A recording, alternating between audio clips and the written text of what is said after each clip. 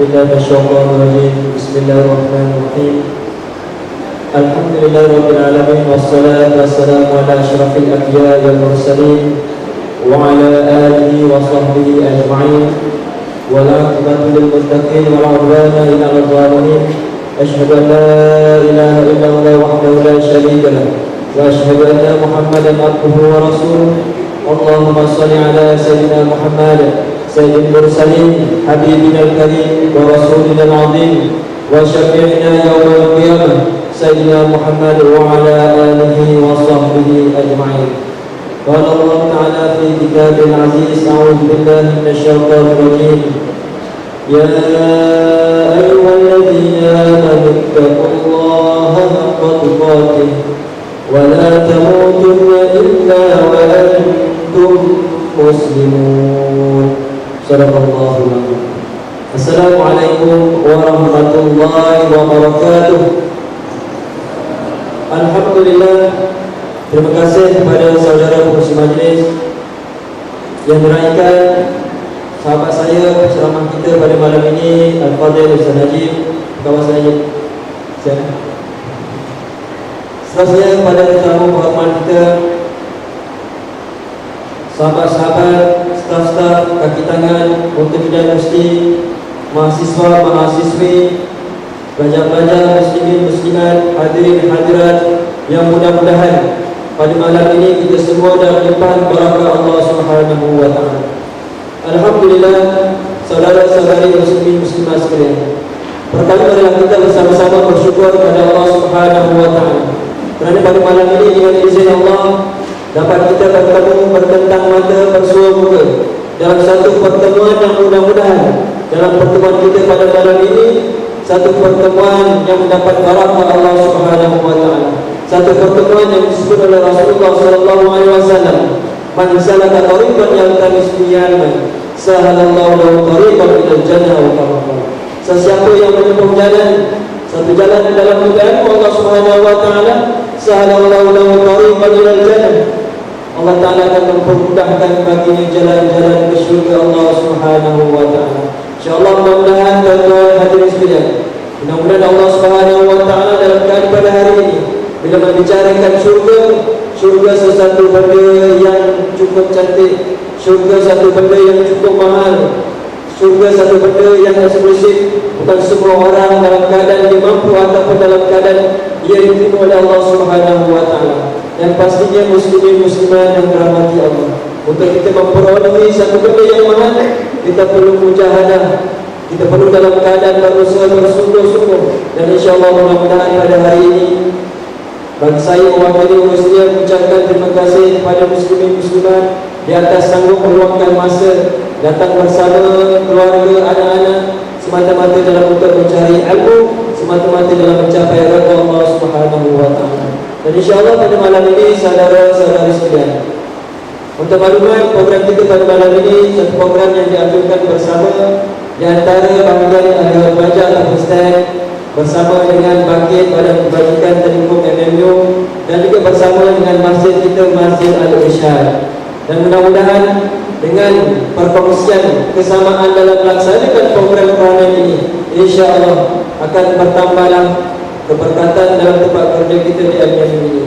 Dan untuk makluman juga sidang maklum semua bahawa pada malam ini kita akan membicarakan satu program, satu topik ataupun satu tajuk, iaitu berkaitan dengan peristiwa Isra' dan Mi'raj yang kita panggil sembang santai. Dan insyaAllah pada malam ini di sebelah saya lah, saya akan sembang-sembang bersantai-santai dengan Ustaz Najib. Mungkin sebelum ini sembang-sembang santai-santai kat kita kan. Tapi hari ini sembang santai di atas pentas ini dalam untuk membicarakan satu peristiwa yang cukup hebat, satu peristiwa yang telah berlaku kepada Nabi Muhammad sallallahu alaihi wasallam dalam keadaan penuh di sana bagi kita yang mendengar, bagi kita yang melihat ataupun dalam keadaan kita mempelajari surah ini, penuh di sana keyakinan yang mendalam, perlu disani dalam keadaan kepercayaan kita sebagai seorang muslim. Dan insyaAllah mudah-mudahan dalam keadaan pada hari ini muslimin muslimat yang dirahmati Allah, pertamanya setelah saya memperkenalkan diri saya yang banyak bercakap ini, nama saya yang telah diamanahkan untuk moderator pada malam ini bernama Muhammad Lutfi bin Bakar. Tapi ramai yang panggil saya Ustaz. Nama Muhammad Lutfi kan, tapi panggil Ustaz. Tak tahulah sebab apa. Dan berasal daripada Melaka. Dan juga alhamdulillah dari segi pendidikan dapat pendidikan dengan izin Allah Subhanahu Wa Taala di Syubra Al-Azhar Mesir, dan seterusnya bekerja di MNU, dan juga seterusnya status alhamdulillah telah berumah dan beranak tangga. Okey, itulah. Jadi di sebelah saya lah yang handsome, kacak bergaya kan, berpakaian hitam. Kita yang hitam sikit lah. Yang nama ceramah kita pada malam ini rasanya tidak asing lagi lah di buku kita di MNU. Mungkin bagi adik-adik, pelajar-pelajar baru, sebelah saya ini merupakan antara penceramah yang terkenal juga di Melaka. Dan sampai khutbah Jumaat pun tuan-tuan dan puan-puan sekalian sampai ke Penang. Orang jemput untuk khutbah tu Jumaat je. Jadi alhamdulillah. Dari sebelah saya yang bernama Al-Fadhil Ustaz Najib bin Ustaz Muhammad Najib bin Kasir, berasal daripada utara Kedah. Utara Kedah. Dan alhamdulillah dan duduk di Melaka. Dan juga Ustaz Najib juga kerja dia full time berdakwah di jalan Allah Subhanahu Wa Taala. Allahu Akbar. Dan juga saya Ustaz Najib juga sudah berkeluarga dan beranak tangga. Jadi muslim ataupun muslimah tadi yang kecewa lah. Jadi insyaAllah kita teruskan dalam program kita pada malam ini tidak buang masa. Okey, untuk maklumat insyaAllah dalam kita akan melakukan 3 pusingan ataupun 3 round tadi, 3 soalan dalam untuk membicarakan pada hari ini. Mudah-mudahan dalam keadaan mungkinlah tuan-tuan dan puan-puan sekalian, dalam keadaan kita sebelum ini mungkinlah berbanyak kali lah dengan cerita Isra dan Mi'raj, ada cerita lain. Dan inilah sebenarnya setiap tahun kita akan sambut tuan-tuan dan puan-puan. Tetapi sambut tadi adakah sekadar kita memperingati saja, ataupun contohnya dalam Maulid Rasul, adakah sekadar kita berarah melakukan selawat atas Rasulullah SAW saja? Pasti di sana ada kebutuhan ataupun hikmah yang pada hari ini untuk kita contohi, contoh yang terbaik Rasulullah SAW. Jadi soalan yang pertama, soalan yang pertama adalah untuk membincangkan peristiwa Isra dan Mi'raj. Satu peristiwa yang hebat, satu peristiwa yang agung, satu peristiwa yang cukup besar yang berlaku kepada Rasulullah SAW. Jadi permulaan ini minta Ustaz Najib untuk mengupas bagaimana sebelum berlakunya perjalanan Rasulullah SAW daripada Masjid Al-Aqsa, daripada Al-Haram ke Masjid Al-Aqsa dan naik ke Sidratul Muntaha ni tadi, pasti ada peristiwa-peristiwa yang berlaku sebelum Allah Subhanahu Wa Taala memperjalankan Nabi Muhammad SAW. Jadi untuk tidak membuang masa, saya mempersilakan Al-Fadhil Ustaz pada tafadhal Masya. Assalamualaikum warahmatullahi wabarakatuh. Alhamdulillahilladzi hadana li hadza wa ma kunna linahtadiya laula an hadana Allah wa ma tawfiqi illa billah wa ma tawakkuli illa Allah. Asyhadu an la ilaha illallah wahdahu la syarika lah wa asyhadu anna Muhammadan abduhu wa rasuluh wa safiyyuhu wa khaliluh arsalahu Allah basyiran wa nadhira wa da'iyan ila Allah bi-idhnihi wa sirajan munira. Subhanaka la ilma lana illa ma 'allamtana innaka antal 'alimul hakim wa la hawla wa la quwwata illa billahil 'aliyyil 'azim. Qala rabbi shrah li sadri wa yassir li amri wahlul 'uqdatam min lisani yafqahu qawli. Allahumma faqihna fid din wa 'allimna ta'wil. Allahumma iftah 'alaina futuhal 'arifin bi hikmatik. Rabbi yassir wa la tu'assir. Rabbi atina bil khair walhamdulillahi rabbil alamin. Amma ba'd. Terima kasih diucapkan pada sahabat saya Ustaz Lutfi. Kami dua ni sama kalau orang bertukar. Kalau dia belakang, dia punya cutting sama saiz S. Okay. Saiz S. Tengok belakang kadang-kadang orang bertukar. Tapi tengok depan sebab lain, polnya lain sikit lah. Lain sikit. Tapi saiznya saiz yang sama. Hadirin dan hadirat muslimin dan muslimat, pengajar, staf-staf, adik-adik, pelajar-pelajar yang dirahmati Allah sekalian. Pertamanya kita syukur kepada Allah Subhanahu Wa Taala berikan kesempatan untuk kita bertemu pada malam ini. Juga pula satu tempat tempat nama dataran. Saya pun tak tahu apa kenapa dinamakan dataran.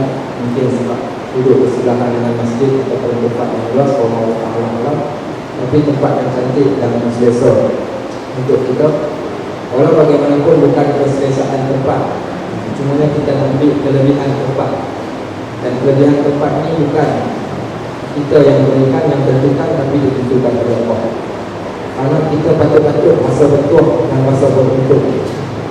Karena kita duduk kat satu tempat ini, dan tempat ini tempat yang diberkati oleh Allah sebagaimana hadis yang dibacakan oleh saudara moderator tadi.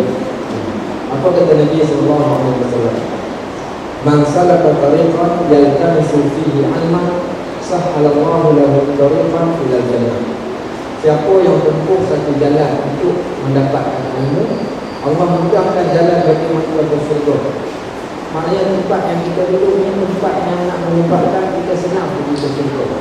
Nak masuk syurga ni bukan satu benda yang senang, bukan satu benda yang mudah.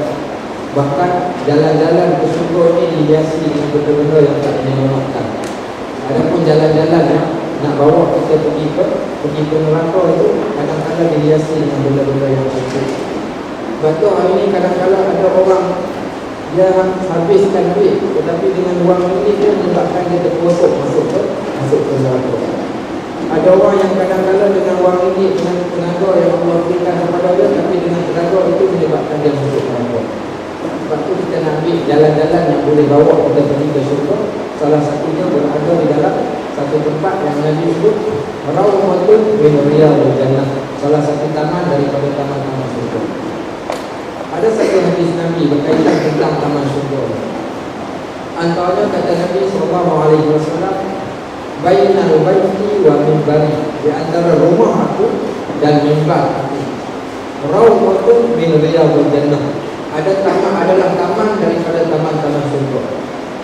Siapa yang pernah pergi ke Masjid Nabawi, kat dalam Masjid Nabawi menghadap ke arah kiblat, maka kita akan dapat lihat di sebelah kiri makam Nabi, sebelah kanan kita akan dapat lihat mimbar Nabi. Kata Nabi, bainal baiti wa minbari rawdatun min riyadil jannah, di antara rumah aku dan mimbar aku, di tengah-tengahnya adalah salah satu taman daripada taman-taman syurga. Hari ini dan rumah dah tak ada, tinggal makam Nabi SAW. Tetapi tempat yang ada itu dinamakan taman syurga. Apa sebab? Yang pertama, tidaklah sesiapa pun masuk kat situ melainkan satu tujuan, satu kerana dia nak cari rasa hidup Tuhan. Tak ada orang pun yang masuk pergi ke dalam rumah itu melainkan kerana apa? Dia nak mendapat kebaikan di akhirat. Dan tidak ada orang pun yang masuk ke situ untuk mencari bab dunia, melainkan semua yang mereka cari adalah perkara berkaitan akhirat. Bulan 3 yang lalu saya pergi umrah. Dapat pergi masuk dalam rumah, saya minta ya Allah, minta supaya aku dapat solat kat dalam rumah pada setiap waktu solat. Masuk dalam rumah, waktu solat, waktu subuh, pukul 5.30 subuh, pukul 4 saya dah sampai kat rumah. Itu pun ruang memang dah penuh, tapi kita dapat masuk. Ada sedikit ruang, lebih kurang sekitar tak sampai pun setengah kaki saya rasa tempat untuk saya sujud. Saya pun tengok kat sebelah saya, waktu saya angkat kaki tu perasan kat sebelah saya tu ada seorang lelaki kulit hitam. Serban. Tapi pakai serban, kemudian dia tutup serbannya dengan satu kain. Tak apa, saya pun terniat dalam hati saya, insya-Allah lepas solat tadi saya nak salam dengan dia. Selesai, Assalamualaikum warahmatullahi wabarakatuh. Saya pun salam dengan dia. Salam dia, saya pun tanya, min aina anta? Engkau datang daripada mana? Kemudian apa dia cakap kat saya? Diam, jangan cakap. Dia tak jawab, dia cakap kat saya, kau diam, kau jangan cakap. Dia tunjuk keras, jangan cakap. Intahal kalam, stop, jangan cakap. Tak apalah, saya pun diam. Kemudian dia pusing, dia tanya kat saya pula, kau datang daripada mana? Saya pun cakap, ana min Malaysia, aku daripada Malaysia. Dia tanya pula, Libya? Saya cakap saya Malaysia, dia kata Libya. Libya apa? Dia kata bukan, Malaysia. Saya pun tanya dia, engkau datang daripada mana? Diam, jangan cakap. Dia pun diam. Okay, tiba-tiba dia datang ke sebelah. Ana min Afrika. Aku datang daripada Afrika. Aku bangsa Afrika dan datang daripada Afrika. Saya pun tanya dia, dah lama kau duduk sini? Dia cakap, diam. Dia cakap, saya pun diam. Kita pun buat kerja, kita baca Quran, pegang tasbih semua buat. Saya cakap, mati. Apa dia buat? Dia kata dia, tolong doakan saya. Saya bagi bahasa isyarat saja. Saya kata dia, doakan untuk saya. Kita pula dia pun tak cakap apa-apa, dia buka dia angkat tangan. Apa yang dia doa, Allah Ta'ala pula. Kemudian tiba-tiba dia bangun, dia pegang bahu saya, dia bangun berdiri. Selepas 1 saat, 2 saat dia bangun berdiri, saya pun berjalan nak tengok ke mana dia pergi. Tengok-tengok hilang orang tu. Allah Ta'ala alam siapa gerangan tu. Pada waktu dia sebut hilang, tak tahu Allah Ta'ala siapakah gerangan yang duduk kat sebelah tu. Itu berlaku kat dalam Allah. 2 tahun yang sudah saya pergi umrah juga kat dalam Allah tu, bertemu dengan seorang lelaki, seorang orang tua janggut putih, duduk sandar dekat tiang waktu asar baca Quran. Saya pun pergi, lepas selesai solat, pergi salam dengan dia, Assalamualaikum. Salam saja dengan dia, apa dia kata? Engkau orang pertama yang salam dengan aku hari ini. Dia kata, aku tunggu daripada pagi, engkau lah orang pertama yang salam. Engkau kat negara kau dah mengajar orang, betul? Dia kata, betul. Dia tahu saya dah mengajar orang kat Malaysia. Apa dia kata? Aku nak nasihatkan engkau satu perkara. Dia kata, silakan, saya sudi dengan nasihat. Apa dia nasihat dia? Jangan tinggal 11 rakaat solat. Kalau engkau dah apa yang engkau cakap, orang dengar dan orang ikut, maka jangan tinggal 11 rakaat solat. Apa dia 11 rakaat solat? Apa tahu? 11 rakaat solat tu boleh solat malam 8 campur 3, 8 rakaat solat tahajud, 3 rakaat solat witir, 8 campur 3 jadi 11 rakaat. Kenapa 11 rakaat? Ada orang, saya bawa ni ada seorang hamba Allah tanya di TM, saya ceramah di TM Telekom Melaka. Seorang staf angkat tangan, dia kata, Ustaz, saya pernah cerita Rabi'atul Adawiyah solat satu malam 1000 rakaat. Dia kata, siapa sebut? Ada seorang ustaz sebut. Dia kata, Ustaz tu pembohong. Kenapa Ustaz tu pembohong? Mustahil. Kenapa mustahil? Bayangkan tengok, waktu malam berbeda daripada pukul 12 ataupun lepas isyak sekalipun, kalau dah diambil 1 minit 1 rakaat, kalau 1000 rakaat 1000 minit. Mustahil maknanya seorang berkemampuan untuk solat sebegitu rupa. Juga kalau 300 rakaat sekalipun, satu benda yang terlalu pelik untuk kita solat pada satu malam. Maka kita ambil apa yang Nabi kita buat, 11 rakaat sahaja di tengah malam. Man raghiba an sunnati falaysa minni. Nabi sebut, siapa yang berlebih-lebih daripada melakukan sunnah aku, bukanlah mereka di kalangan aku. Maka kita buat apa yang Nabi buat. Nabi tidaklah orang yang terlalu buat ibadat sampai ke tahap mendatangkan mubarak. Nabi hanya buat sekadar kita panggil apa? Pertengahan sahaja, iaitu 11 rakaat pada setiap malam. Nabi bangun di tengah malam. Nak ceritakan kat tempat satu poin dia adalah tempat orang buat ibadat. Hebatnya orang tua tu, dia khatam Al-Quran sehari sekali, umur 73 tahun. Khatam Al-Quran sehari sekali. Tu kat dalam rumah tu, kerana dia duduk kat dalam salah satu taman. Dan itu antara ciri-ciri orang yang hebat. Dia duduk kat tempat yang hebat, orangnya juga adalah orang yang hebat. Sehari sekali khatam Al-Quran. Masya Allah. Bawa-bawa ni ada satu soalan. Seorang makcik daripada Melaka, Ustaz, saya nak mengadu kat Ustaz. Mengadu apa makcik? Dia kata, ni suami saya ni Ustaz, tak tahulah apa gila dia Allah Ta'ala. Saya kata, suami makcik gila kok, rasa-rasa dengan Ustaz. Apa masalahnya? Dia kata, suami saya ni masjid, dia tak nak pergi ibadat pun akhir waktu. Kalau solatnya dia akhir waktu baru buat. Kadang-kadang terlepas, tidur malam pukul 3 pagi baru dia tidur. Apa dia buat makcik? Dia menghadap komputer. Dia bisnes tu, bukan bisnes Ustaz. Habis tu apa dia buat? Dia main game Ustaz. Umur 65 tahun dia tinggal main game. Saya tanya dia, main game apa? Dia kata main Angry Bird. 65 tahun main Angry Bird. Ni ada orang, maknanya sebab dia tak menghargai waktu yang Allah berikan kepada dia. Tapi kita Alhamdulillah hari ini yang ada kat dalam ni, majoriti kita semua orang muda. Nahnu naqussu 'alaika naba'ahum bil haqq innahum fityatun amanu bi rabbihim wa zidnahum huda.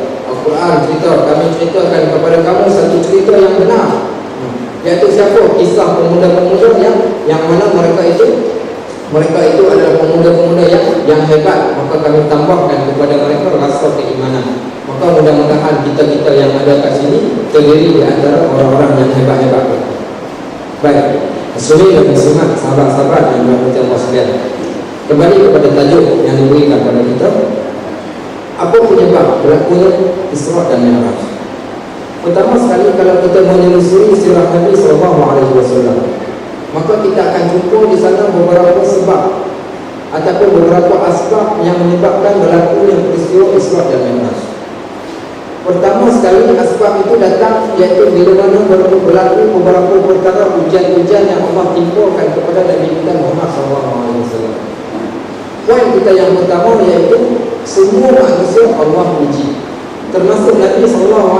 Bahkan Nabi sebut orang yang paling kuat ujian yang Allah akan timpakan adalah Rasul wal Anbiya, Rasul dan para Nabi. Yang kedua terkuat orang-orang yang soleh, orang-orang yang hebat. Makin hebat Islam mereka, maka makin kuat, iaitu ujian yang Allah SWT berikan kepada mereka. Maka ini hakikat, dipanggil sunnah, sunnatullah, sunnah Allah yang Allah akan berikan kepada sesiapa pun, baik siapa pun dia, Allah akan timpakan ujian kepada kita. Lebih-lebih lagi kepada Nabi. Apa ujian yang Allah timpakan kepada Nabi? First kali ujian iaitu berlaku ketika mana tahun ke-6 tahun ke-7 kenabian, tahun ke-8 kenabian. Ada riwayat, ada yang mengatakan tahun ke-9 kenabian, ada riwayat mengatakan tahun ke-10 kenabian Nabi SAW. Apa yang berlaku? Kematian orang yang paling Nabi SAW sayang. Siapa dia? Siti Khadijah. Dalam sirah ada Siti, orang Malaysia dia panggil Siti. Benarnya Khadijah radhiyallahu anha, ataupun kita ada dasar hormat. Siapa yang nama Siti, maksud Siti itu nenek sebenarnya. So, siapa yang nama Siti itu maknanya nenek. Kenapa kita gelarkan Khadijah dengan panggilan Siti, Aisyah dengan panggilan Siti? Atas dasar menghormati ummahatul mukminin, ibu-ibu bagi orang yang beriman, kita panggil Siti Khadijah. Baik, Siti Khadijah wafat, sedangkan Siti Khadijah adalah orang yang pertama masuk Islam, orang yang pertama membenarkan kenabian Nabi SAW ketika mana pertama kali turunnya wahyu